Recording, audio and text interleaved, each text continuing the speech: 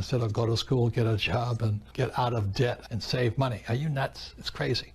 And pay your taxes. Are you nuts? It's crazy, because the rich don't pay taxes. So this is part of what you need to decide now, because if you keep doing what you're doing, you'll keep paying more taxes. Exactly. You'll make more money and pay more taxes.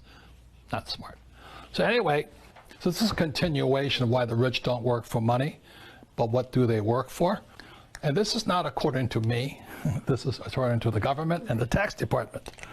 So the tax department, which every country has taxes, they want to know what kind of income do you work for. So when you say to someone your age or a child to the parent to the child, they say, let's go to school, get a job. They're working for this type of income.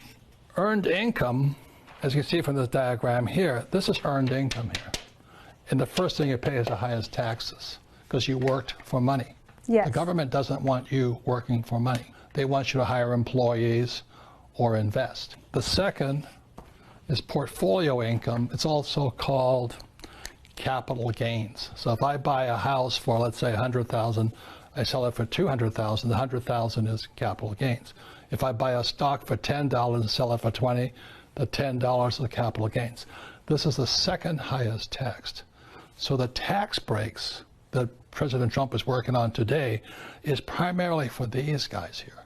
So they're doctors, lawyers, highly educated people, and they have stocks. Most of these guys don't have stocks. But these guys, if you're active in stocks and that kind of stuff, or flipping houses, you get a break. But what the really rich work for, passive income.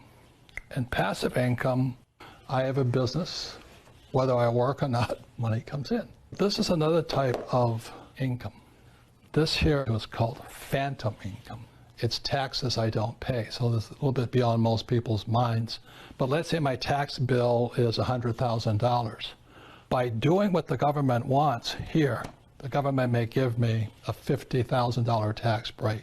That means $50,000 in taxes I don't have to pay. So the $50,000, it didn't go to the government, it went back up here. So that's what financial education does. It teaches you about the financial statement, which is not taught in school.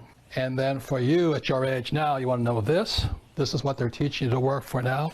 Ironically, when you save money and you have a 401k, this is the kind of income. So savings and 401ks are taxed the highest types of income. To me, it's stupid, but if you don't know any better, saving money in 401ks is good. This is what most people have because they went to school, they got a job. And then this is what the rich really have. It's passive, and it's because I'm an active investor. I don't buy this because this is passive investors. I'm professional in all of these areas. So I work for passive income, which means I'm not here. The check comes in, the checks come in. Every year, she's working on here. And so your mother's income keeps going up, your father's income keeps going up, and they don't have a job. That's what they did, right?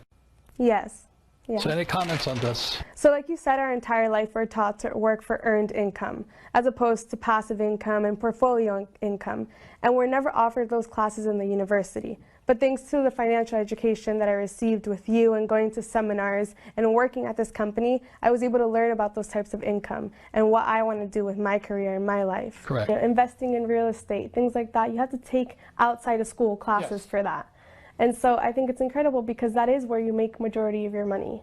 Well, if you didn't go to school. Exactly.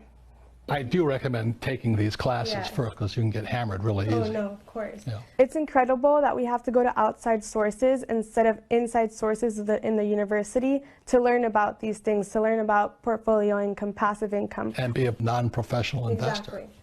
And then all they have to do is worry about going to school, getting their paycheck. But at the same time, it's very risky because you have no control over your life. None. None. And the worst thing about it, too, is that most people who are A students, they think they can just go out and do this one. It's years of work to get here.